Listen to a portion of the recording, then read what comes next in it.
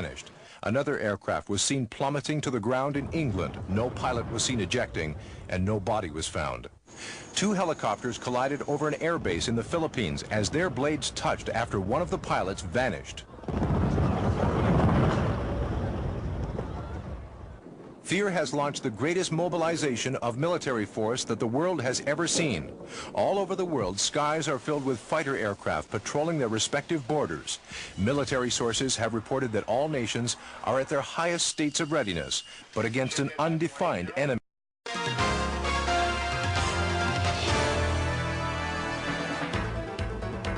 As you must be aware of by now, today at 4:59 Eastern Time, millions of people disappeared simultaneously all over the world without warning and without explanation, initiating a disaster of global proportions. Our communications center in Dallas is still experiencing technical problems. We're trying to restore some of our satellites that have been temporarily offline. Fortunately, due to the new global communications system, we should be able to reroute them soon. Bear with us as we continue to try to bring you updates on the latest events around the world. As I've said, we're trying to find an explanation for an event that is just in. There is possibly an explanation that has yet been unaccounted for here in the United States. We have one of our foreign correspondents standing by in Rome, so we're going to Rome right now. As time is passing since the vanishing, a consensus is rising that this may be an event that has spiritual implications that were spoken of in the Bible. I have with me Bishop Messager. Bishop, can you explain any of this? Today, the human race has grown up. We have entered the age spoken of in the scriptures and recorded on the cornerstone of the United Nations, where it says, "All will dwell secure, and none shall make them afraid." It may not seem like that now, because evolution is never easy. It is always chaotic as the old dies away to make way for the new. Are you suggesting that those people who have vanished have something in common? The Bible, a work which always speaks of the ultimate triumph of the human spirit, told us that one day the tares would be removed from the wheat so that the wheat could grow. Today, we have fulfilled that prophecy. We must come together now in one faith that recognizes the beauty and fragility of Mother Earth. The age of destruction and division is gone. The age of peace and unity is here. Our thanks to our foreign affiliates for that feed, and we'll try and stay in touch with them as we attempt to understand and to find an explanation for what has happened. Ronald Weston is standing by in London. Ronald, how are the people in Britain dealing with all of this? How are they dealing with the disappearance of literally millions of people? What possible explanations do they have? I have with me Professor Thornton from the Sociology Department of Oxford. He has dedicated his entire life to the study of social evolution. Professor, what happened today? Well, I was able to hear Bishop Messager a moment ago, and I agree with him. What the Bible spoke about concerning human evolution has been spoken of by great leaders of all religions in years gone by. The fact is, while this is startling, tremendously startling, this is not a surprising event. In fact, this is simply the next step in the social evolution process. Bishop Messager made mention of the same thing, but how does this tie in with evolution?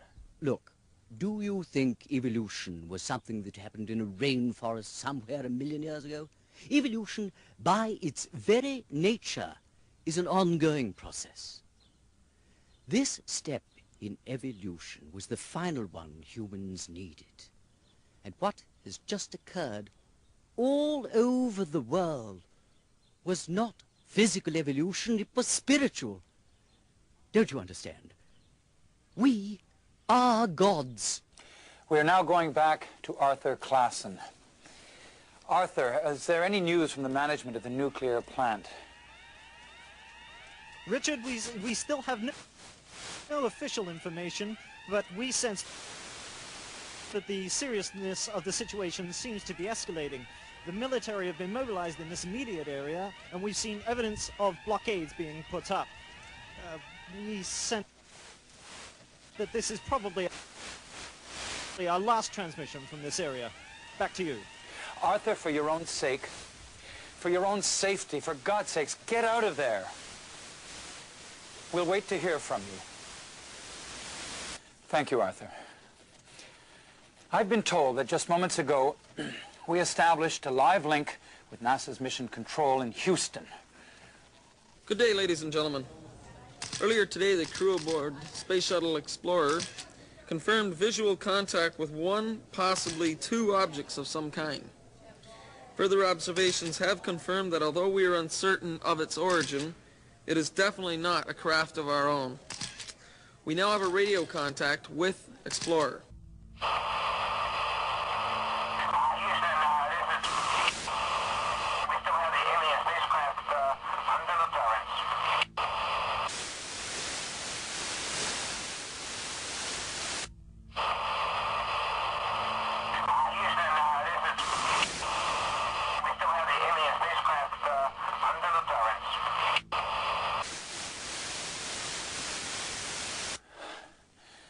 Well, while we're waiting to reestablish that feed, we do have a remote camera access to a special emergency assembly of the leaders of the European Union.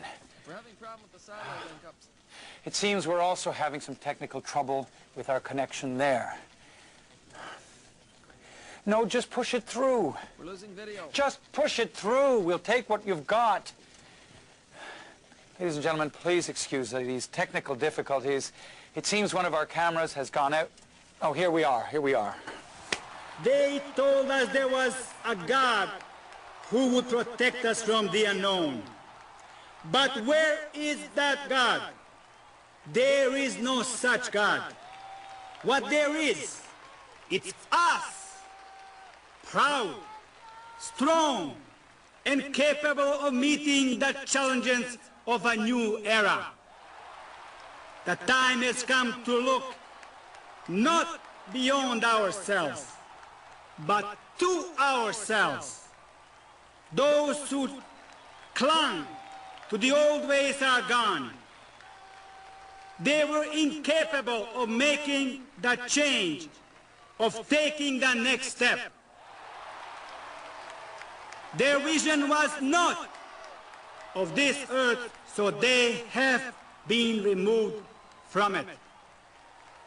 But you have the power. You are able. You are chosen. I will lead you. I will show the powers that lie within you. It is for this moment that I have come to you. I will lead you into an age of peace and love unlike anything you ever imagined. I will teach you the ways of divinity because you are the power, you are the glory forever and ever. Amen. There is one way and one world. Together we will take the challenge.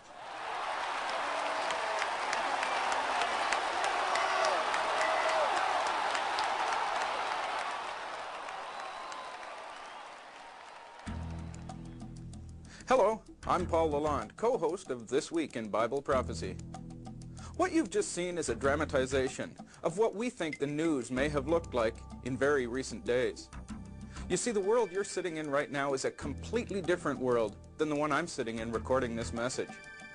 An event the Bible calls the Rapture has taken place, and millions or even billions of people have vanished from the face of the earth, including myself and all of the men you're going to see on this video today. You know, while we can't begin to imagine what the world you're sitting in right now must be like, we can at least say we knew this was going to happen, and we can answer many of the questions that are so important to you right now. We're going to hear from some of the top experts in the study of Bible prophecy. My brother Peter Lalonde, Hal Lindsey, John Walbert, John Ankerberg, Dave Breeze, and Zola Levitt. These men are going to help give you an understanding of what has taken place and answer many of your questions. So without further delay, here's Peter Lalonde with